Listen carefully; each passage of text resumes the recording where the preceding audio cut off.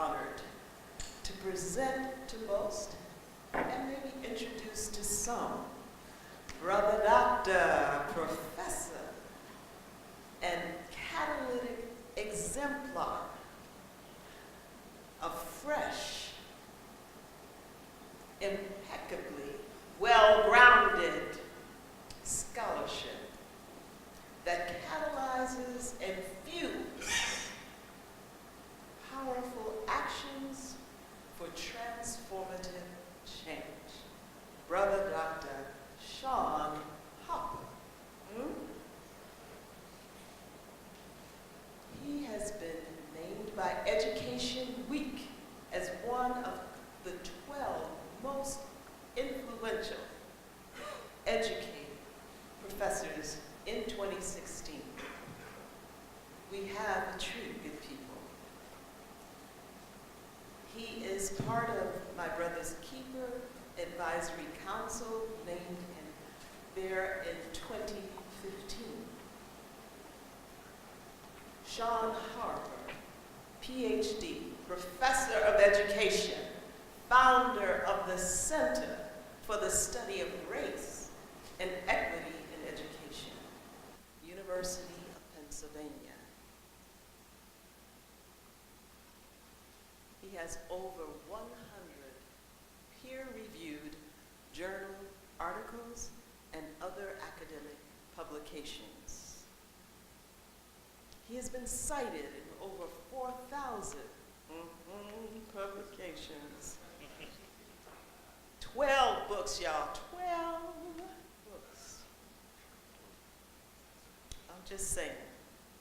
And it ain't just books that sit on the shelf, which is the most important part, particularly given the purpose of this gathering, which is translational research, not just research that scholars talk to themselves about, but research that informs practice. Theory to practice is a central part of this gathering, that the research being done informs, fuels, fires up inspiration and practice for the greater good of our young men, of our children. We ain't playing up in here. And after exposure to this experience, the Shaun Harper experience and the International Colloquium of Black Males experience, we can no longer marinate in DK. Y'all know what DK is? Hello? Do you know what it is? No. You don't know that you don't know. DK. There is much here to inform your practice. I was blessed last night as I greeted Shaun that a sister walked up on me. Her name is Jacqueline Rushing. She was waiting in line to greet Shaun as well. She is the director of the Young Scholars Program. The subtitle is The New Underground Railroad. And she's been called Harriet of the 21st century. Harriet Tubman, that is. The New Underground Railroad. And she has taken Shaun's research and allowed it to inform MOUs, Memorandums of Understanding, with colleges and universities. At this point, there are 8 in place, so that the young men, the young scholars, males of color, that she's working with, the universities that then receive those scholars have to sign a memorandum of understanding that is informed by principles from Shaun Harper's book, his work. Theory to practice. Can't go with DK. So if you go connect with her young men, you have to commit to doing the kinds of things that Shaun Harper's research has indicated leads to success. So the cohort, she says, that comes to your campus comes not to impress, but to make an impact. The New Underground Railroad. Failure is not an option. Shaun has blessed us through his many books with that resource. He is currently leading RISE for Boys and Men of Color, Research, Integration, Strategies, and Evaluation. Shaun Harper, blessing us with his wisdom, with his passion, with his energy, with his grounded self. He ain't about much and such show and glow. He's about making a difference for the greater good and spreading it around so that we too can lift as we climb. Because again, we are the sons and daughters of tomorrow's longing for a better day and a better way. Shaun and others who have gathered here will help us do that work. No longer DK. Come on up in here, brother.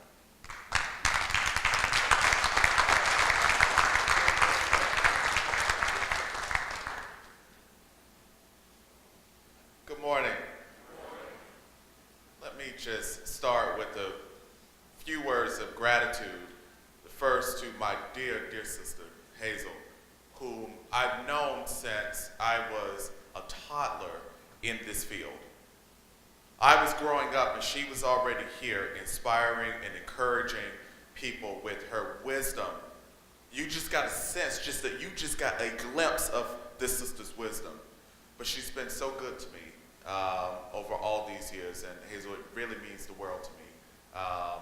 The beautiful words that you just spoke to bring me up here.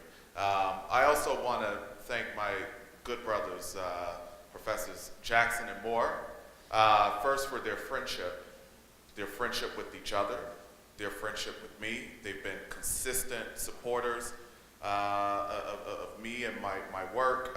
So thank you, brothers. And thank you also for gathering the people here.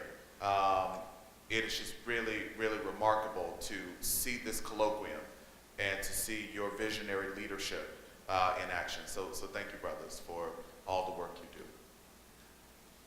And thank you all for being here at 8:30 in the morning. It's really delightful. So I want to spend some time here this morning talking in his name. Now, this is clearly a religious reference. I often say to people that my father has been an AME pastor now for about 35 years. So I say to them that he's the preacher and I'm the professor.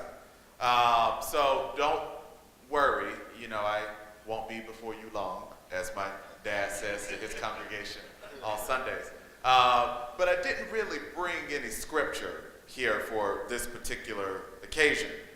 But just know that the things that I'm about to talk with you about are in fact deeply spiritual to me, at times even religious, right? So let me tell you what I mean by in his name. I first thought about talking with you about mine and Luke Wood's newest book, Advancing Black Male Student Success from Preschool through PhD. I thought that would be the right thing to do for a colloquium of this style and of this purpose. But then I changed my mind about that. I also considered talking with you all about the research project that we did in 40 traditional public high schools across New York City. The study that took me and a group of 12 other men of color, all Black and Latino scholars from the University of Pennsylvania to New York City to interview college-bound, college-ready young men who are all in college right now. And I was going to tell you about the things that we learned from them, these 415 young brothers, about how they successfully navigated their ways through high school and into higher education. I thought that there would be some lessons from that study that might be useful to you. But I encourage you to just go to the center's website and just check out Succeeding in the City. It's the first publication from that study. You can read it and we give you the ideas and the findings and so on. I decided to talk with you here at the International Colloquium about scholarship. and the scholarship that we do in his name. Now, a couple of years ago, I did a meta-analysis of just about everything that's been published on black male students in U.S. colleges and universities. It was a 15-year synthesis of the literature and the evidence and what it tells us and so on. There were some troubling discoveries that I made in this meta-analysis. I'll talk with you about some of them, but one of them is that most published studies on black males in education were single-site, one-time interviews with an average of 27 participants in the study. That is what most of the scholarship is. Much of it is qualitative. Most of my work is qualitative, right? But these were largely papers based on one-time interviews with very small samples. That raised for me a set of questions about what it is that we're doing in his name for his success. Let me get a bit more precise here. This Sunday, a couple days ago, in the Washington Post was an article about an 11-year-old black boy who was put out of school last Friday because he drew a picture of a man hanging from a tree, a lynching, with the KKK at the bottom, and he had Black Lives Matter at the top. His white teachers and school administrators were afraid that the boy was suicidal. Theirs for sure was a cultural misinterpretation of his genius and his brilliance. His was a sophisticated cultural critique connecting the past with the present. What this 11-year-old genius was suggesting to us is that there is a perpetual lynching of the black body and of the black mind. But yet, the people in his school did not understand that. Might we help them understand that in his name and in the names of other black boys and at times other black girls who get put out of school because their teachers just don't understand who they are, whose they are, from where they've come, and so on. Might we do something in our work about this? Not just this particular issue, but there are black men all across this planet that need us smart black folk and other smart people of color who study and do our work on black men and boys to do our work more courageously, less apologetically, with a higher degree of rigor, and in a way that's actually going to do something to disrupt and raise consciousness in his name. So what I am arguing here is that as we move forward in our work to improve the lives, experiences, and outcomes of black boys and black men, as we convene in his name, as we write and publish in his name, that we must do it differently. We must do it with a stronger sense of purpose, with a higher degree of activism. We got to do what black boys and black men need us as smart folk who do things in his name, in their names, to do. So let me give you some ideas about what it is that we need. In the words of Birdman, we need you to put some respect on his name.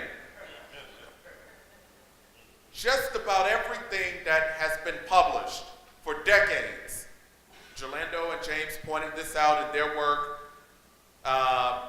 nearly 15 years ago at this point, right? That nearly everything that has been published about black boys and black men comes from a place of deficit. doom and gloom, right? Much remains to be known and learned from black boys and men who, despite all that is stacked against us, manage to thrive and persist through school. They manage to graduate, go on to college, earn college degrees, and so on. So little attention is paid in the scholarship about men and boys who successfully thrive and navigate. I've argued for my entire career as a scholar that those of us who wish to do anything to improve black male student success have much to learn from black men and boys who've been successful. And that we need to take what we learn from their success and replicate it and bring it to scale, disseminate it, change some hearts and minds about it. In the name of Trayvon Martin, we have a responsibility to help the world, to force the world, as a matter of fact, to see black boys differently. I argue that George Zimmerman murdered Trayvon Martin because he had been schooled to have only one view about who black boys and black men were. You can do something about that through your scholarship. You can help the Zimmermans and the Darren Wilsons and everybody else across this world see us differently in the name of Trayvon Martin. We also need more policy-informing research. More studies are needed, for sure, to inform what teachers do, what parents do, what people who work in youth serving and community organizations do. We absolutely need that. I'm not suggesting that we should discontinue producing practical scholarship that fuels the Underground Railroad of education, right? But we also need more studies that shape what policymakers do at local, state, and federal levels regarding the regulatory oversight of educational systems that perpetually disadvantage black boys and black men, and that inform the allocation of resources for programs and initiatives, housing, and so on for black boys and their families. In other words, so much of the scholarship focuses on practice. Not enough of it focuses on macro level change. I am an appreciator of people who work with one black boy at a time and improve one life at a time. I'm not diminishing the value of that work. But what we also need is for policies to be corrected, for state and federal agendas to be set by smart people who are asking policy-relevant questions in their scholarship. We need that too. It's a both and. But there's an absence, there's a shortage of the latter in his name. We have to stand up for him and the millions more of him through our policy-relevant scholarship. We also need more critical race scholarship. In the name of Mark Lamont Hill, one of my closest friends, my scholar activist brother, right? Many people have come to know Mark because of his unapologetic truth-telling. In the name of Derek Bell, the intellectual father of critical race theory, if you read Bell's scholarship, it is truth-telling. It is jolting. It is disruptive. We can't move forward with being pleasant and polite and conforming in our scholarship. We have to be more critical. We have to be more demanding. A doctoral student and I did an analysis a few years ago, and 80 20-year analysis, so 8 decades of scholarship that was published in the Journal of Negro Education about race in higher education. So dating back to the first volume in 1932, all the way through 2012, we read every single piece that had something to do with race in higher education. One thing that was apparent to me is that those brothers and sisters who were publishing about race and racism in the 30s, 40s, and 50s in that journal were writing for change. They were not writing for tenure. They were not writing to be cited. They were not writing to just have their names on a publication. They were writing for justice. We have to write from a place of justice if we're going to do it in his name. If it's supposedly about black boys or black men, but ultimately it ain't going to do nothing for black boys and black men, but it's going to do more for you, you ought not write that in his name. We need more critical race, truth-telling, troubling, disruptive scholarship. Your work needs to trouble people and then compel them to act if you're going to do it in his name. One thing that remains unclear to me as I read the scholarship on black boys and black men is I don't always know, well, which black boys are y'all talking about? All of them or some of them? Or it's just not, it's not clear to me. There is no singular black male identity group. Right? We don't all look the same. We don't all come from the same place, right? So what we need are more sophisticated analyses of people's intersecting identities. How those identities are formed, how they are enacted, how they are privileged and punished at times, right? If we're going to do it in his name, people who read what we write have to know who he is. They have to understand the fullness of him. What I am attempting to do here, by the way, is lay out a research agenda for us as we move forward as scholars, as activists, as practitioners even, right? That if we're going to continue to do the work in his name, we probably ought to do it in a way that is useful.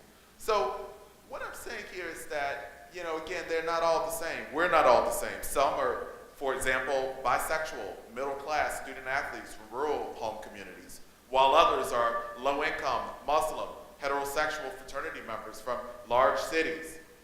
We need to better understand how someone experiences, performs, and makes sense of being biracial, Christian, masculine, and gay all at the same time. There are brothers who are all those things at the same time. If we're really going to be smart, an analyst of black male personhood, we have to understand the whole person. Not just his blackness, not just his maleness, but those things together and all of the other identities that he brings, performs, and possesses. We need more complex analyses of social systems. I know that we are here at this international colloquium to talk about education for the most part, right? But authors who publish in the name of black males must also consider how schools, familial and community forces, economic conditions, disease and healthcare, and criminal injustice collide to explain their educational underperformance and disadvantage in schooling. Our analyses will continue to be half-baked and incomplete if we're only concerned with what happens in classrooms and on campuses. We have to also pay attention to racial profiling in the community. We have to also understand that the boy ain't gonna do good in school if he's hungry or if his mama's sick, right? These are all intersecting forces. We have to bring more interdisciplinary frames to our scholarship that we produce in his name. Otherwise, what we're attempting to do to improve his educational outcomes will never come to pass, because our analysis is incomplete. The last one that I'll give in the name of W.E.B. Du Bois is that we need more philosophical statements. We need more philosophers who do their work in his name. We need unusually wise, thought-provoking statements on the education of black males. This differs. I want to be very clear here that I'm not calling for editorial claims based largely on opinion statements and weak evidence. We don't need people just sort of out here just talking stuff in his name. I'm not calling for that. What I am calling for instead, though, is deep thinking about large, critical, socially complex questions concerning the educational purpose and values, right? I want these philosophical statements to compel architects and maintainers of educational systems to rethink their assumptions about black males in general and schooling structures in particular. We need more deep thinkers to write and speak and convene in his name.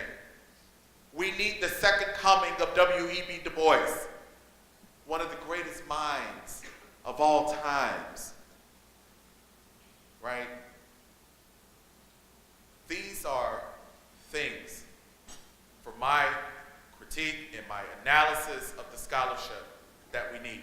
Let me tell you a bit. Hazel mentioned to you that I'm currently directing Rise for Boys and Men of Color, which is a $10 million interdisciplinary initiative that focuses on improving the practice of scholarship, the practice of research and evaluation for boys and men of color. Let me just talk with you about the principles that are driving this field advancement initiative. The first is narrative change. We are working to move beyond hopeless, criminalized, deficit-oriented, and racist misinterpretation of boys and men of color through this effort.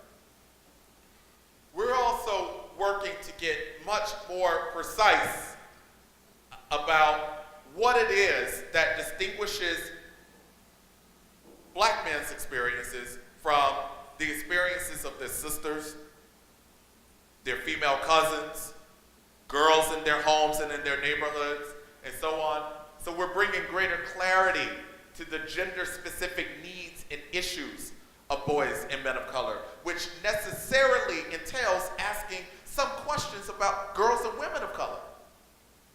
Let me be a bit more clear here. This is another problem to be corrected in the scholarship. I read so much about black boys in the scholarship, and I'm often left wondering what about this is any different from what girls, black girls, experience. We have to be much more precise in our interpretations and in the policy prescriptions that we offer concerning black boys and black girls. Through this effort, we are attempting to bring some balance to the work on boys and men of color. One of the things that I've discovered in my analysis is that more has been written about black males in education than all of the other minority male groups combined. Asian Americans, Latinos, Native Americans. And I don't mean by just like a little bit, I mean by like exponentially. These guys have been writing all the papers. So, we got to do some catching up with these other racial groups. So part of what we're doing here is not trying to slow down the production of scholarship on black boys, but we are trying to make space at the table for our Latino brothers, our Asian American and Native American brothers. We're also trying to take what we have learned from all of this work on black boys to help ensure that those same problems don't get reified in the research on these other groups. Interdisciplinarity is another principle of the Rise for Boys and Men of Color work. We're trying to understand, as I said to you before, the interconnectedness of systems and conditions that work together to cyclically disadvantage boys and men of color. Recognizing, for example, that inequities in education and inequities in health are inextricably linked. Intersectionality, understanding the wholeness of him, the fullness of him, all of his identities, recognizing how race intersects class with sexual orientation, with language, with disability, religion, and a range of identities that boys and men of color possess and perform. We're working quite diligently at disaggregated data analysis. This whole notion of, now when we say we doing stuff, we here to talk about black males, but let's just say for a minute that we are talking about Latino males. Now, are we talking about like all of them, or like might it be that the experiences of Puerto Ricans might be quite different from the experiences of Cubans and Mexican Americans and so on? So we're trying to get much more precise, even among black males. Let's say in the U.S. context for a moment. Now, are we talking about U.S. born African American males, or are we also, when we talk about black males, or are we also paying attention to how one's immigrant status might shape the way that he experiences and performs and is treated in school? Again, there's this other question that I want you to leave here plagued with. The question is, which black males am I writing about, am I talking about, am I speaking about when I do this stuff in his name? Just a couple more. We're working to build networks and collective action. About a month and a half ago, we brought about 150 leading scholars on boys and men of color from education, health, criminal justice, workforce development, and social policy to the University of Pennsylvania and convened them to try to take stock of what is known and to identify what remains to be known. But we're also building a network of scholars who are being socialized to these principles to flex their interdisciplinarity, to lead to change, to use what we know for change on behalf of boys and men of color. This particular effort has an evaluation component. Simply put, most community-based and youth-serving organizations that serve boys and men of color have never been evaluated. When they are evaluated, they tend to be evaluated by white evaluators who bring culturally decontextualized misunderstandings to the evaluation of those programs.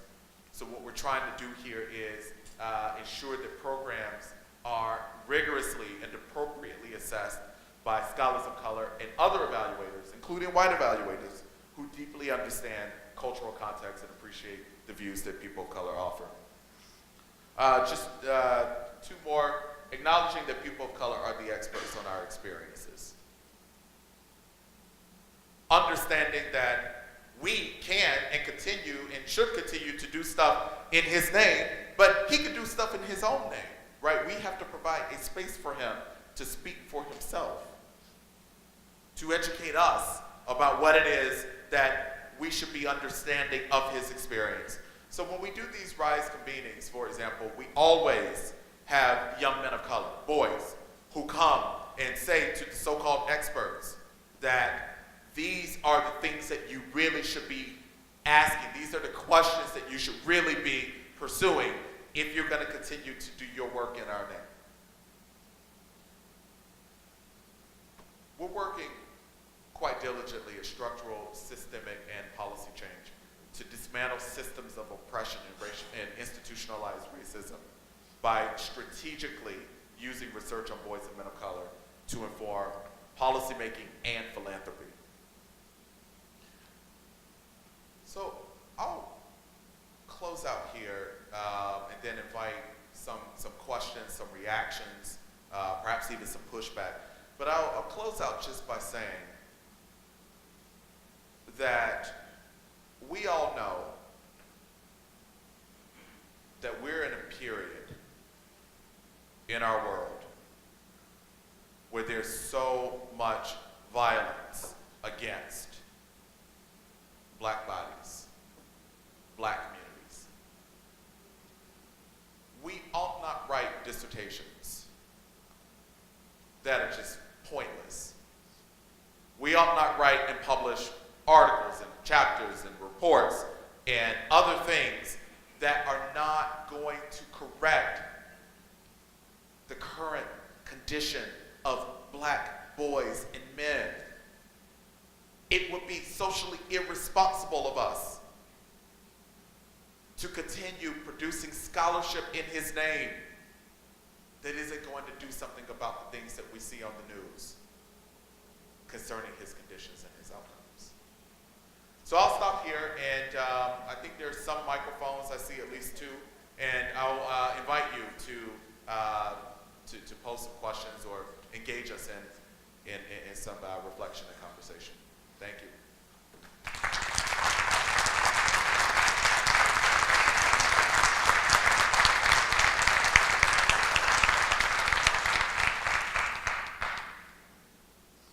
Questions, comments, critiques,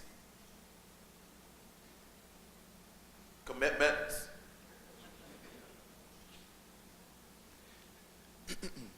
Thank you, Dr. Harper. My name is DeMonte. I'm from USC. I have a question. At what point do we study those who are not in education to make sure that we can provide them with a plan to get in education? But I know education isn't for every black man, quote unquote. But at what point do we not only study those in education, but those who are far away from education or in gangs, and how can we do that as scholars or emerging leaders?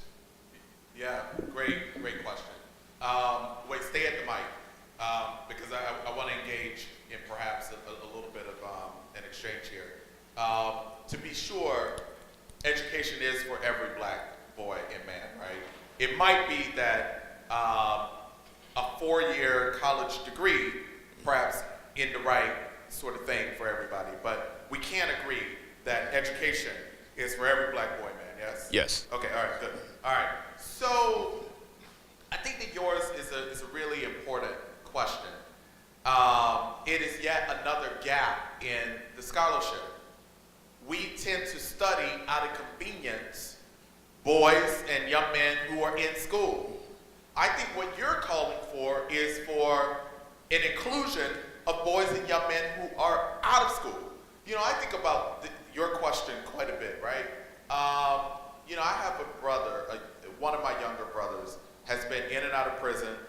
He and I grew up under the same conditions in the same household, same parenting.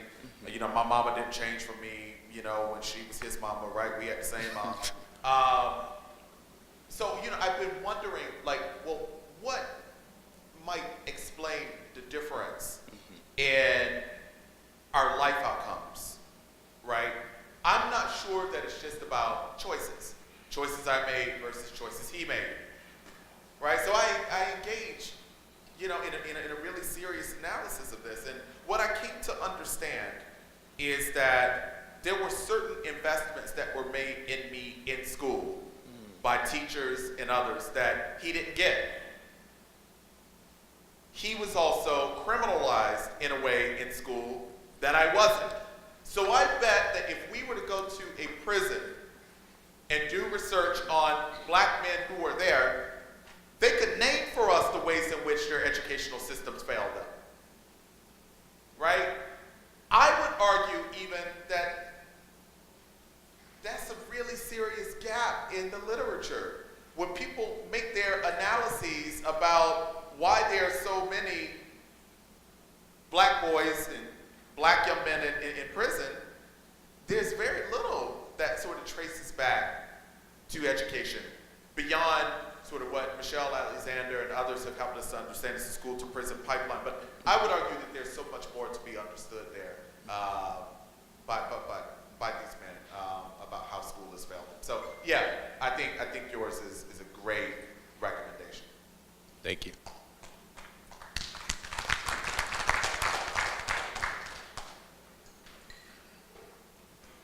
Hello, Walter Parrish from the University of Wisconsin-Madison. For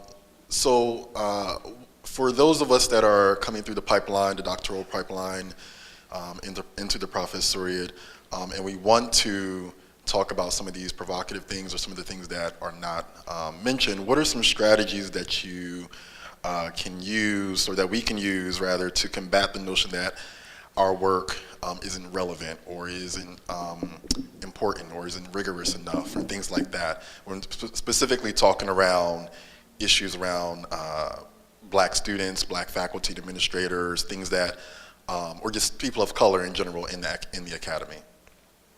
So in other words, you're asking, how do we get our white advisors and colleagues to understand that this work is urgent? I think you have to tell them that this work is urgent, and that you are bringing your white frames and your decontextualized, sort of misunderstandings about what's important to this situation, right? Because here's the thing.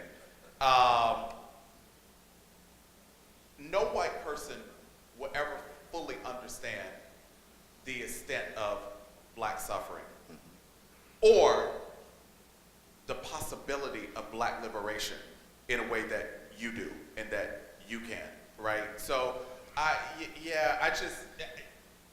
might ascertain, I have no patience for this, right? I just think that our people expect a lot of us as these smart, privileged black folk who are at major universities, and we're getting doctorates, and we're tenured professors. Our people depend on us to use that platform to do something, to deliver them and to deliver justice to our communities. So you just have to say back to the folks that, no, my people need me to ask these questions and do this work in this way. And if there continues to be resistance, find somebody else to work with, right? At this point, for me, I always start a project by asking, what is it that my people need me to do? Now, in order to answer that question, you have to maintain a connection to the people, by the way. That's also important. Sometimes we go off to these places, to these foreign lands, to be educated or miseducated in the name of Carter G. Woodson. And we don't really know what it is that our people need us to do, so we also have to be in tune to that. So yeah, that. One last thing that I'll say to you.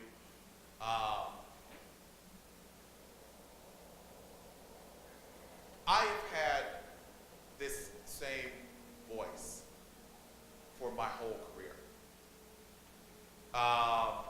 This is certainly not to be self-aggrandizing but my point is, I've experienced very few career penalties for writing in the way I write, right?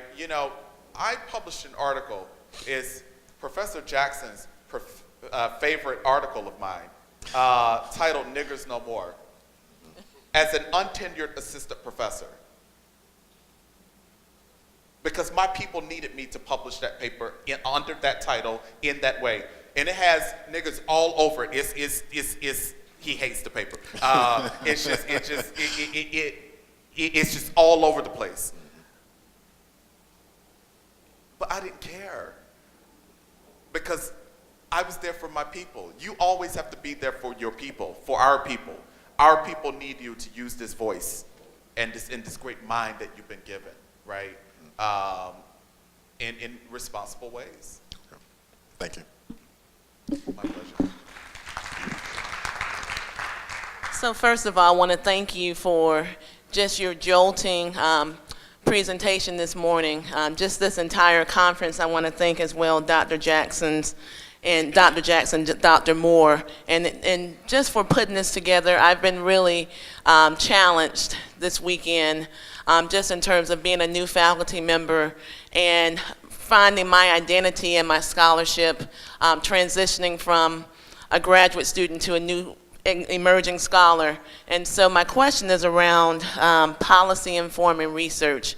And you mentioned being a qualitative researcher as well. And so when you mentioned that, initially I thought about adding a quantitative component to my research, and I'm in the process of doing that. But I wanted to know more from you of what are some different types of research designs that would inform policy from your perspective? Sure.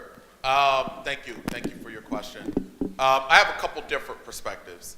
So the policy people love randomized control trials. So if that's your thing, go for that. They love that.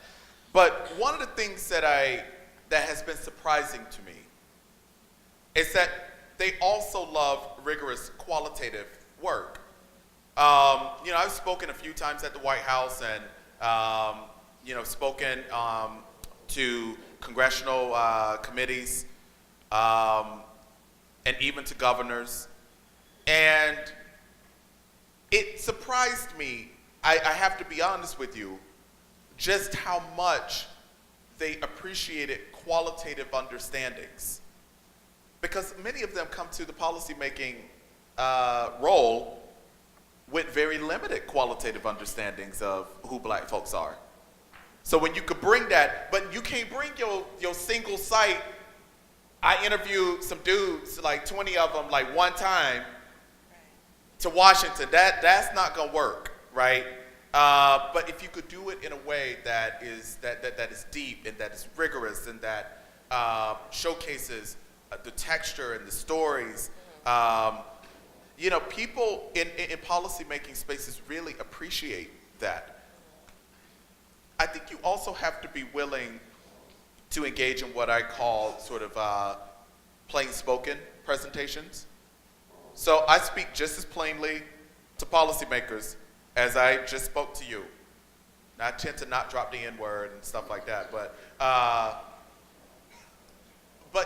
you need not sort of try to make your work sound uber academic, because policymakers aren't academics. Most of them have not had high-level statistics courses. So I love the focus on translation here at this colloquium, because you got to figure out how to translate your policy work in a plain spoken way that policymakers can understand. But everybody say their questions all at once and let them respond. Okay. So say your questions, not comments. Okay. My name is Tashiana Lipscomb. I'm an undergraduate student at the University of Wisconsin-Madison. You talked about being more rigorous, more courageous, more unapologetic with our work and our research. But how do we hold our peers and our even mentors accountable when they aren't doing that? Good morning. Dr. Crystal Adams from University of Southern California.